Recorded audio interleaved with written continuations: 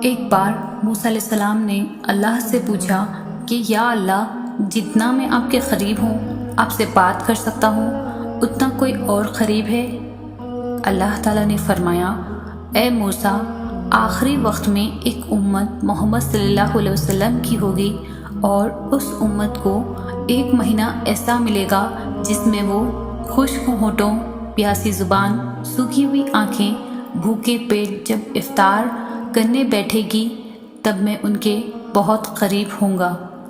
موسیٰ، تمہارے اور میرے درمیان 70 پردوں کا فاصلہ ہے، لیکن افطار کے وقت اس امت اور میرے درمیان 1 پردے کا فاصلہ بھی نہیں ہوگا، اور جو دعا وہ مانگیں گے اسے قبول کرنا میری ذمہ داری ہوگی۔